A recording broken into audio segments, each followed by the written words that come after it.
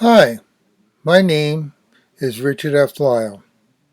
You are watching a video that brings you in up close to my painting of the Island Inn on Monhegan. Many of you may have already watched my time-lapse video of me completing this painting.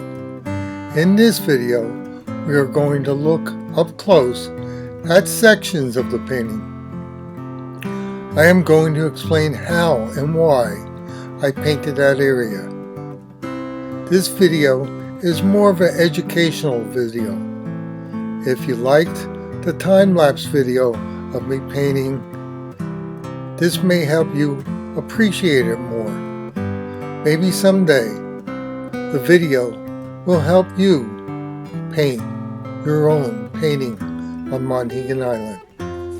First, we will look up close at the main subject, the Island Inn. I would like to say that I painted all the white woodwork trim freehand with a long thin rigger. A long-haired rigger can load up good with paint, and you can paint long and thin lines with one stroke, but you do not have a lot of control. The brush seems to have its own mind.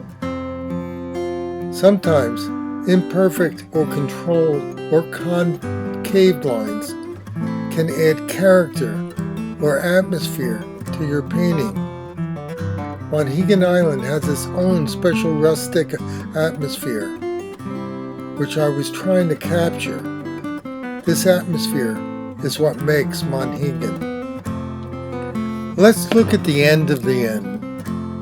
You can see how the roof is two shades of the same color. People will try to mix two different colors for the roof, with one side in the sun and the other side in shadow. There are times you may have to do this, but often if you just mix one color for the shadow side and then add some white to the side of the sun, you will get a good result. You can see in this blow up how I have the shadow warm under the deck and how it gets cooler when it moves further away at the point of the arrow. Now we are looking at the tower. My sketch from Monhegan had a major problem with the tower. I had it marked up with notes on how to fix it. I had to make more sketches before I felt it was good enough to start painting. You can see how I have the light coming through the windows on the other side. We will now look at the area just left of the inn. I painted two people on the porch to add some life to the inn. But see how I have all those shades of green in the grass. It's not all one color, green, like a golf course. The building on the right, I painted the house and window trim freehand with the same rigger brush. I think it's important to keep the same style all the way through the painting. If I were to paint these windows differently, really detailed and straight, and use an edge and use a real fine small brush, it would have a different atmosphere. You can also see in the blow up that I did not paint the windows like black holes.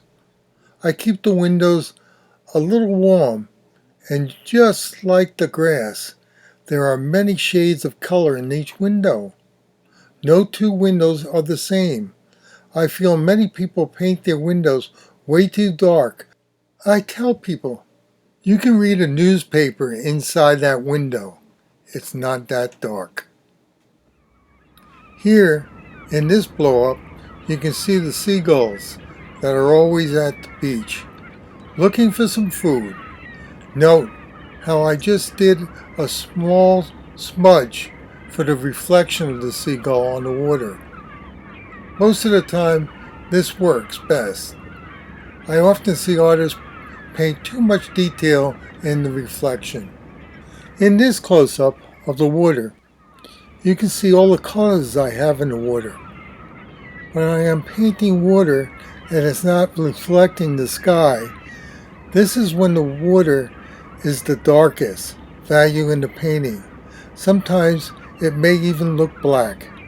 I like to clean out my brush on the canvas in this area every time I'm using a rich color. When I say rich colors, I mean colors with no white. When you do this, the mixture of all those paints will almost look black, but it will have all those little shades of color.